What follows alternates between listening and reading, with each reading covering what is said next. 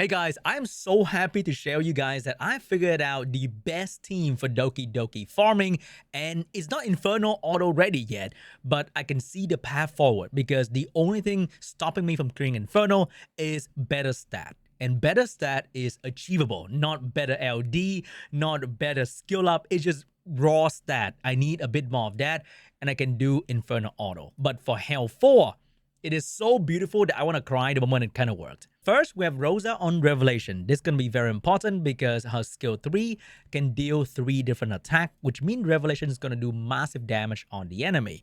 Also, the follow-up attack can trigger Revelation in the same turn, so her follow-up attack can also do very good damage, especially in the middle guy of wave number 2. And my build for her is going to be on very high attack and maximum crit whenever she buff crit rate.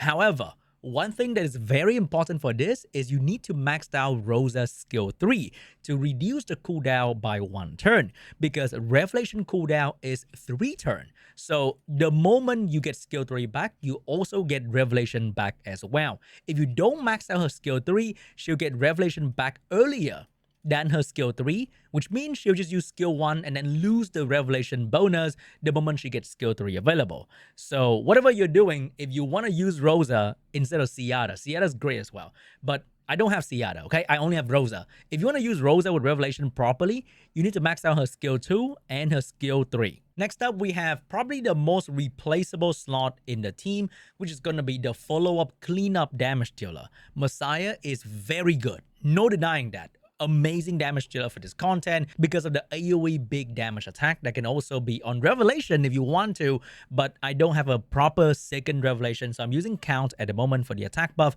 But if you have Ciata, if you have any other AoE damage dealer that can be built on Revelation to move after Rosa to enjoy the crit rate buff, then that is going to replace Messiah.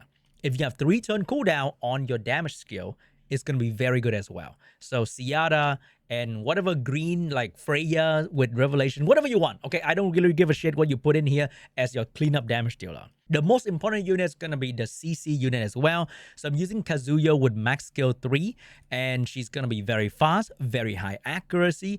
If you're using Kraken, if you're using any other thing that's stun, I don't care, okay? Whatever you're using to stun in the first turn, you use that. And make sure that she's fast. Right now, she cannot outspeed Inferno, but she can outspeed Hell 4. So if I just make her faster with Swift Raid, and she can be like plus 170 and she can outspeed Inferno, I think that's when we can start hitting Inferno very comfortably. In the middle, we have Tsukiyomi. So this unit was one of the very important note that I need to have in my team. So she buffed attack buff, which helped with Revelation damage limit and also allowing my team to hit harder in general. And her skill 2 reduced the cooldown of Shell and the character, because if you look at character like Doki Doki, her skill 2 only reduced the cooldown of your animus, not Shell. So I can't really use Doki Doki properly because it will desync my Rosa skill 3 in Revelation cooldown. Not cool. So this reduced the cooldown of Revelation and the character skill at the same time. And also silence, if you land a silence, which is going to be very cool. And lastly, this was very important for me to figure out. I have Obo moving last in the team on Codex of Magic. Okay, let's go for a quick run so I can explain to you. Here we go. First turn is going to be the sleep from the Kazuya. Very important. You land all the sleep so you can kill all of them at the same time. We buff attack power. I wish that she would buff the turn meter of Kazuya. That'd be great because Rosa was going to move anyway. So Rosa take a turn, massive damage. Your cleanup damage dealer, whatever it might be, doesn't have to be Messiah. Do the cleanup damage. And then, this is the most important part of the run, is the turn after the first wave, which is when you might get hit, get stunned, get one shot. All the bullshit RNG is right here. But because of Obo moving last, we land a 5-man stun on the enemy team. And then we buy a whole ass turn for Tsukiyomi to reduce cooldown so that they take a turn, they don't do anything. Rosa skill 3 is ready. Messiah skill 3 is ready next turn. And look at that. Codex of Magic once again give me another round of stun to buy time. Kazuya with the pushback. Very beautiful. And they can't do anything. They can't touch you. So no stun, no one shot, no bullshit RNG that happens all the time with this dungeon. It's so annoying. But beautiful turn from Rosa. and then Messiah also have the skill ready to go. That's why I think it's great to have a 3-turn cooldown damage dealer so that you pretty much have a perfect run lined up for Hell 4. So now I'm doing 1 minute run, very consistent. Of course, there will be fail. Okay, there will be fail in between. You cannot avoid that because no matter how much accuracy you have on your character, there's a 10% innate resist bullshit. So many layer of RNG bullshit in this game. But anyway, I'm used to that. It's not new. Okay, there's gonna be that one run where you miss false sleep, for example. Like right there, right? You miss a sleep on that guy. He attack break your team, and it sucks. And there's really nothing you can do about it. Can I still clear even if I get attack broken? Oh, messed up right there. We don't have the crit buff on Messiah because of the turn order getting messed up. So right now, we're going to have to waste 1 turn of oboe onto this thing right here that we can't really do anything about. But we're going to try to finish that. We still get a cooldown reduction from Tsukiyomi. We still get the skill 3 from the 2 damage dealer ready to go. But because of the turn of the enemy, it messed up my turn order of Messiah and Rosa so that I cannot have crit rate buff on Messiah when he goes skill 3, which is very annoying. And right here, okay. Without critting, Messiah will not do crazy damage. Here we go. Oh, wait. The turn meter got fixed. Rosa's moving with Revelation. Big damage. And then, oh my god. Even with a rocky start, we still managed to somehow fix our run. That is so amazing. So, even though we didn't end the wave number 2 immediately, but I think this is pretty much the team that I want to build for DokiDoki Inferno. So when I go to Inferno right now, there are 2 major problems with the Inferno run. First, I don't outspeed the first wave of this dungeon. So I would get absolutely destroyed by the wave 1 because I don't outspeed them. And secondly, I don't have enough damage to finish the second wave like how I did that in the Hell 4. I'm missing a bit of damage right there. I think if I switch my Messiah to Revelation, which is not that bad because he still do double hit. Not triple like Rosa, but I think double hit is still not too bad. And that's going to allow the damage for Messiah in DokiDoki to be better. I think outside of DokiDoki, maybe Revelation is not as good compared to other PvP-specific shell.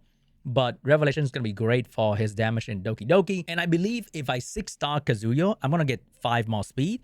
And I believe if I just get a better piece of Swift Rush accuracy, like the thing that's keeping my speed is fucking effect accuracy Swift Rush. You cannot afford to go other things, unfortunately, unless I have a perfect Swift Rush Tam Weave build so I can achieve high accuracy without going triple accuracy. And I can switch one of the P's to like HP or attack or defense so that she can outspeed the wave, and then it will be perfect. Like, I can see the path forward. It's gonna take a while to get there, but it is a path forward. I wonder if I pull Seata, I can replace Messiah. Like, is Seata better? I don't know. I'm not too sure because I don't have like a crazy amount of buff to max out her stack immediately, like using, let's say, DokiDoki, Chiaki, the green one, and Freya and Valerian. They have so many buffs to stack Seata very, very quickly. But I wonder if I have a different damage deal on Messiah and it's like green or whatever, is that going to be enough damage? What if I have a Revelation RC77? Is that going to do similar damage to Messiah? I am not 100% sure. Can Rin Unbound replace Messiah? I am not sure as well. So right now, it is what it is, right? It is what it is. I'm using Messiah, which is like a cheat code a little bit. But hey, if you find the team helpful and you can find replacement for the team, you definitely let me know in the comment section, okay? Because I'm so excited to see my team working so well in Hell 4 because just 3 days ago, I was not able to farm this content whatsoever. I was struggling so hard in DokiDoki. I couldn't really get a proper team that I really liked using. I was farming a bit here and there during the double drop, but it was still kind of weird. I didn't like it that much. But now, I fucking love watching my DokiDoki run. It looks so beautiful. And I can see the path forward to Inferno, which is a very positive thing compared to many other content in the game where, oh my god, I'm kind of cooked. But anyway, guys, thank you so much for watching me. I'm sorry I yapped a bit too much. I got very excited about this team. I hope that you guys will enjoy the team as well if you're building similar unit, because I think these characters are the character that you're going to build for other content. How did he stun me? Where did that stun come from? I did not stun them? Oh my god. But if I maxed out Oboe skill 3, I think the stun chance is going to be so much better. And that's going to fix a lot of inconsistency problem as well, because right now his stun chance is not the best and it could be improved, that's for sure. But hey, Revelation damage, baby, here we go. If they nerf Revelation, I'm gonna just cry, like straight up. If they nerf Revelation in PvE, I'm just gonna crash out. It's gonna be a meltdown of the century, for real, for real. But anyway, guys, thanks for watching. I'll see you guys in the next one. Bye.